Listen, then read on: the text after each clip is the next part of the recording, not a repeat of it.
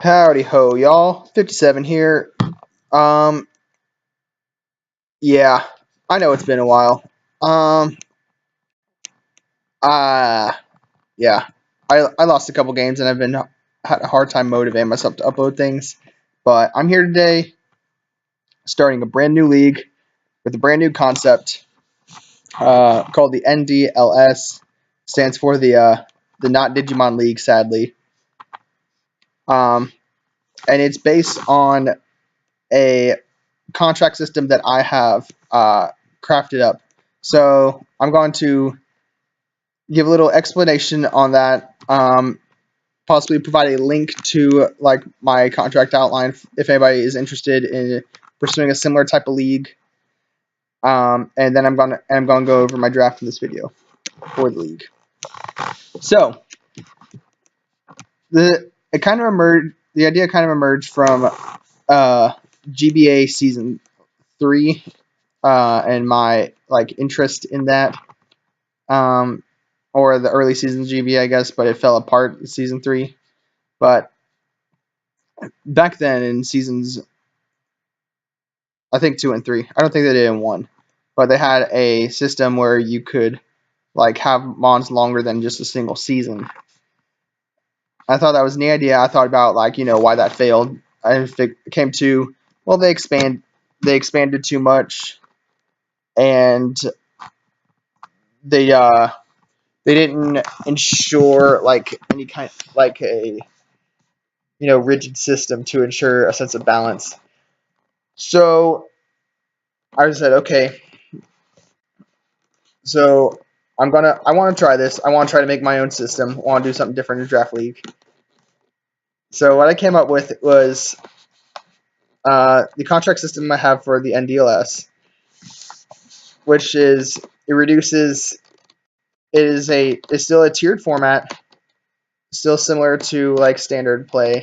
As far as like the normal draft, the draft basically went like any normal draft would. But I changed basically a few key elements, which is that one, there are now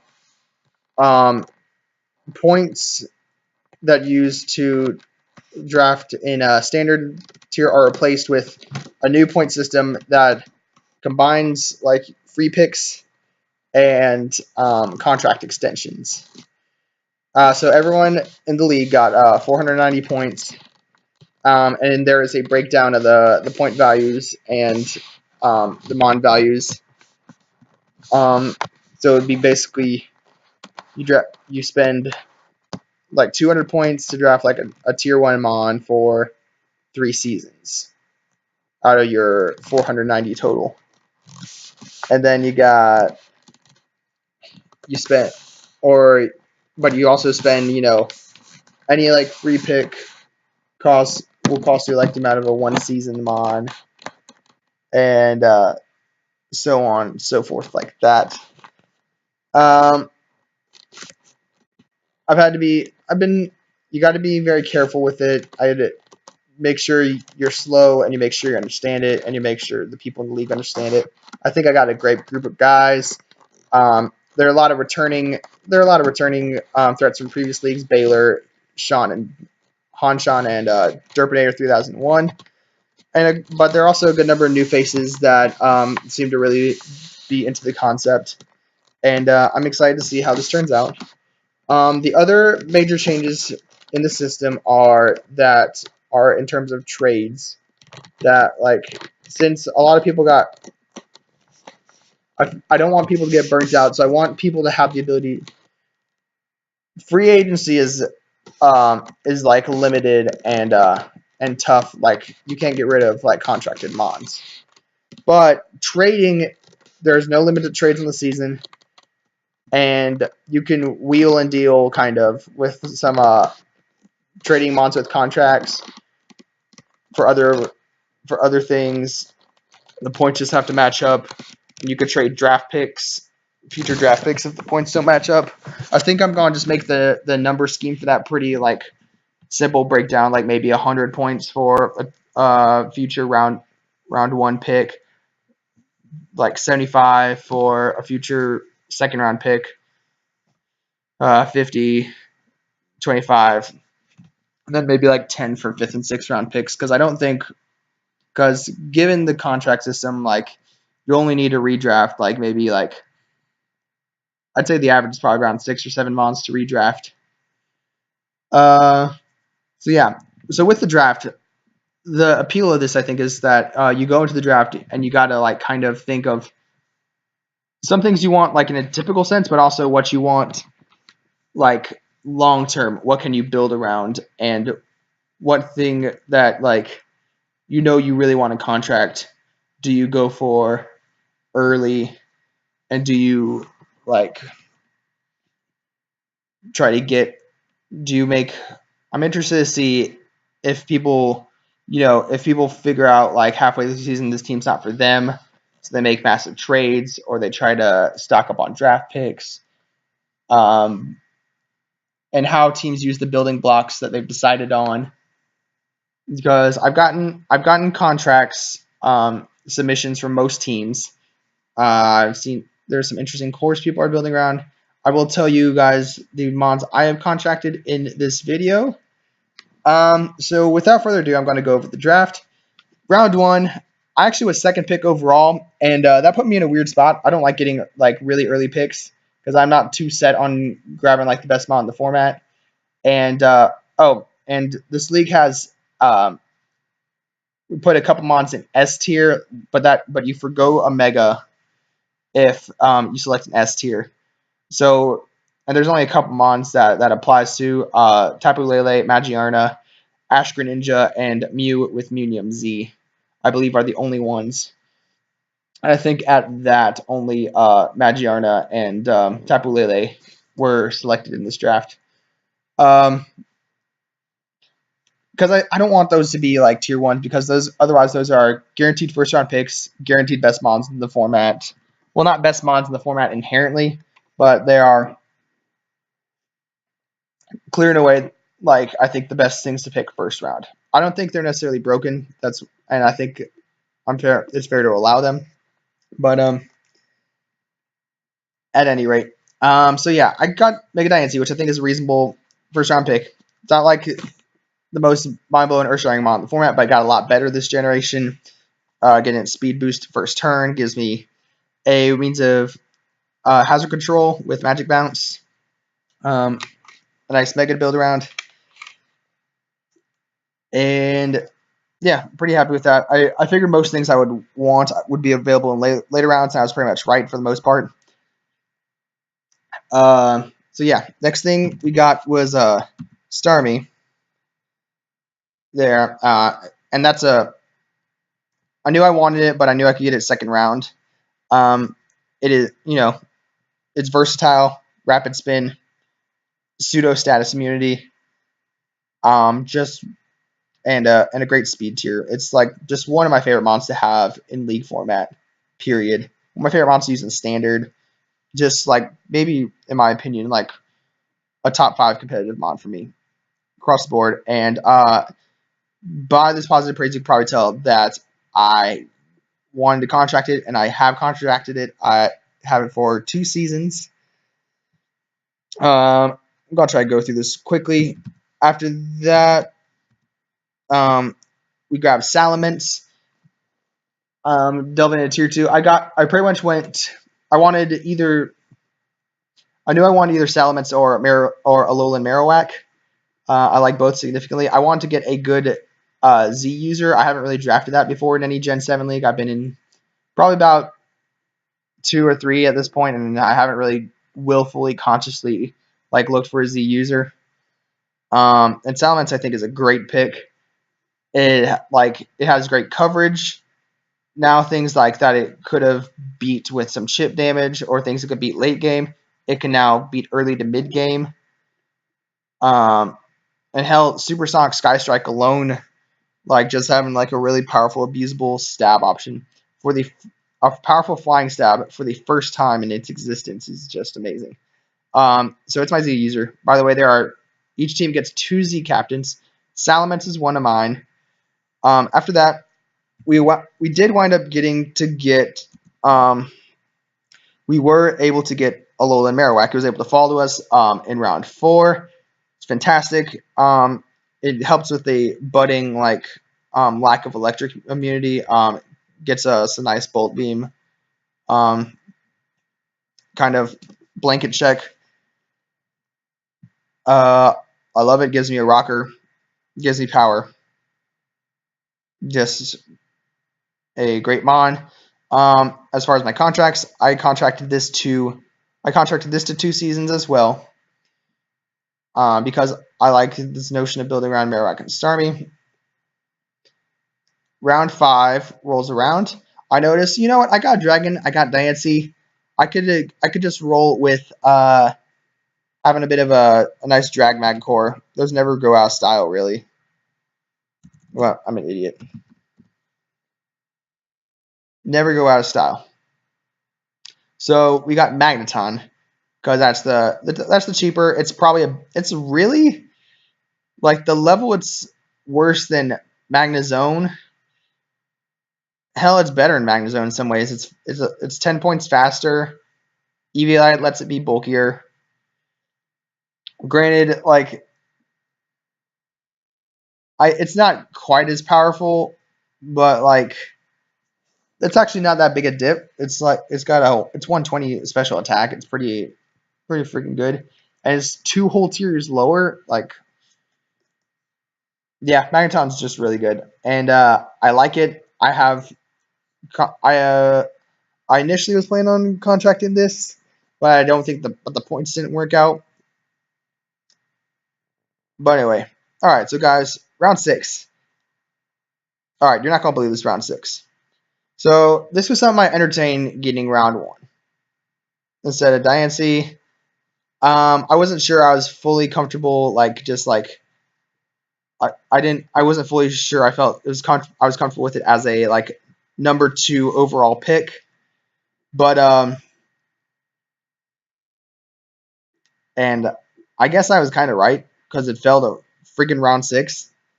I've never seen this happen before, guys. We got Tapu Bulu. We got the freaking OJ Howard of fucking we got maybe even more extreme than that. I don't know,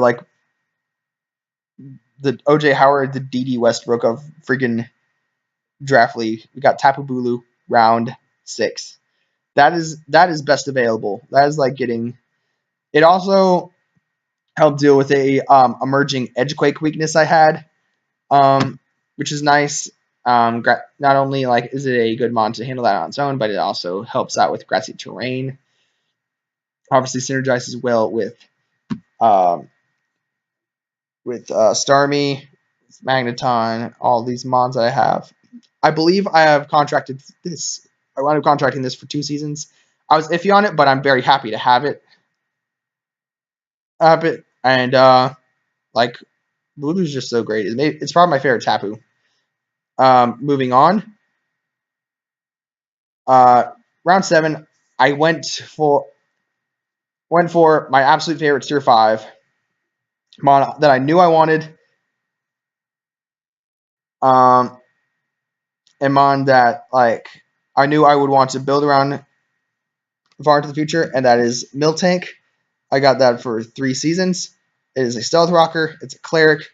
It is a good fire and ice check and grass type pivot, which helps deal with the problem that would pop up. So Miltank, ladies and gents, just great. Cannot recommend it enough. Very happy I got that round 7. So these last 4 rounds, my needs became increasingly specific. I needed a poison type, a ground type, a fighting type. With the poison type, I wanted toxic spikes since I had I had 2 rockers, a spin blocker, a rapid spinner, a magic bounce user. I had a very good control of the hazard game. I just wanted to get more hazards in. I had a decisive need for more speed because I don't like my speed tiers capping out with Starmie. To me, that's a little underwhelming. especially given that my team to this point is not like overwhelmingly bulky. And I also wanted an offensive dark type. Drapion was a notion that came to mind, but that got actually sniped. But something I wanted to draft with that, something I'm pleased to have for the first time, fills one of our needs, is Swampert. Guys, ground type, you say, okay, that's redundant water type. But I'm not too concerned because its one weakness isn't too damning. Grass Knot is what I figured to be the most common grass coverage in the game. Or like maybe like, and Starmie doesn't take too much from that. And then if you have, plus we have Tapu Bulu and Miltank to pivot out into on potential grass coverage. So really, I don't think it's too big an issue. It gives me an additional rocker, gives me a good source of bulk. Crap, guys, help us out. Oh. Good, hi.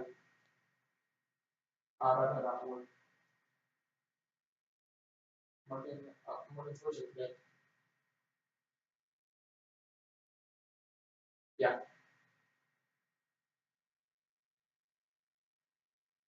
Bye. Thanks. Bye. Jeff called me already. He's told me it's not gonna be ready for like. He took a paint shot thing. It's not gonna be ready today. He said it's probably like Monday or Tuesday. I know. All right. Bye. All right. Sorry, guys. Anyway, but yeah, Swampert gives us a need as far as bulky ground type. And yeah, I'm normally a little opposed to drafting dual typings, but I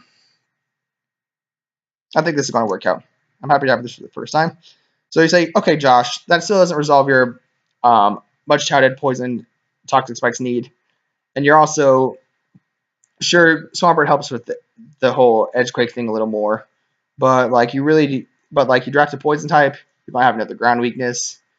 I said, you know what, man, you're right. I need to really be conscious with this. Drapion would have been nice for like poison and dark typing and only adding ground weakness, but that would have been like a lot of mons ground weak on my team. So we got Wheezing, guys. It lasted, got nice clean tier 5. Toxic spikes, Will-O-Wisp, great physical wall, just a lot of things I love in a pivot, a lot of things I love in a poison type. I've used this before. I'm fairly comfortable with it, but it's been a while, so I am happy to have Wheezing on the Tampa Bay Mantines roster in this draft. Okay, so we've addressed 2 of our positions in need. There were basically a few. We needed a tier 3. There are a few. I was kind of considering Ditto. I considered that a way of patching speed, since it would be Scarf all the time, but it doesn't really help any typing. I considered Zoroark, but then I came. This falls again under redundant typing, but I came to prefer something else because of its speed. It lasted really long, and its other form didn't get drafted as S. You guys can figure out. We got Greninja with Torrent, which is a tier 3. It's our dark type. It gives us a nice bit. It gives us a nice bit of speed, a nice, ball busting speed tier, like over teams with Tornadus Therian, which got drafted over like Alakazam. Gives us a nice edge. Gives us priority, which we had been fairly lacking in up to this point. And granted, it does have 3 water types, but again, Swampert has one weakness. This doesn't take too much from Grass Knot. It doesn't share too many weaknesses with Starmie, as like Starmie's, fighting resist, not minding too many fairy hits. Electric weakness isn't too big of a deal because I successfully drafted like a good electric immunity. So I think I'm pretty happy with what this pick does for me as far as offensive synergy, and Greninja should be great fun to use through the season. And then finally, what would a Mantine's draft be without Hawlucha? Got us more speed, got us a fighting type, got us another thing immune to ground, because it's a growing concern. So yeah, got good old Enrique Fabulous. And that wraps up our draft. You could rate it however you would like. I think I did pretty solidly. I think there's definitely, with the mons I've contracted, I could definitely build completely differently around things in the future. Like this is an offensive team right now, but like with Starmie, Lilowak, Bulu, Miltank, I could just completely flip that like group of mons into like a balanced team like next season. So there's a lot of options. I think this would be a really interesting draft concept. I appreciate you guys watching. And please remember, stay woke.